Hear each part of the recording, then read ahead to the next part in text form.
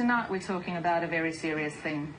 We're talking about murders, people who are being slaughtered, people who are facing persecution.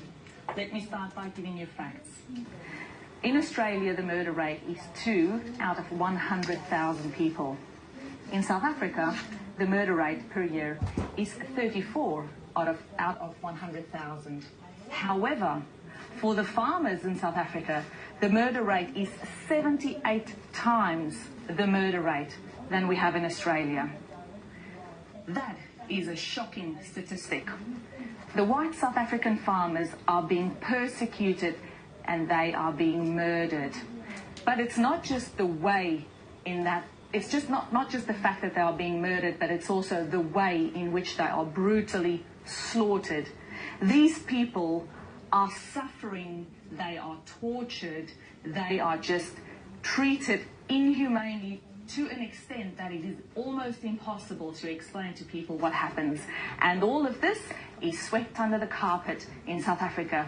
You don't hear it on the media, you don't hear these figures, you don't hear these stories. You only hear it from the people directly who are affected, their family members, their neighbors, who use things like Facebook and social media to share the horrible stories that have happened to them. Let me give you an idea of what happens to those people.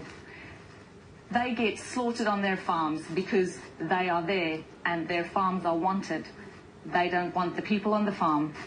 The people go in and they would do things like put boiling water down 2-year-olds' throats while they make their parents watch that. They would chop off the Achilles of the parents' feet so that they cannot run. They would kill the people, they would cut them, they would slash them and make them drown in their own blood while they're watching their children being raped. This is the stuff that's happening in South Africa, and this is what nobody is saying in the media. Nobody tells us about that. It is horrible, horrible, horrible.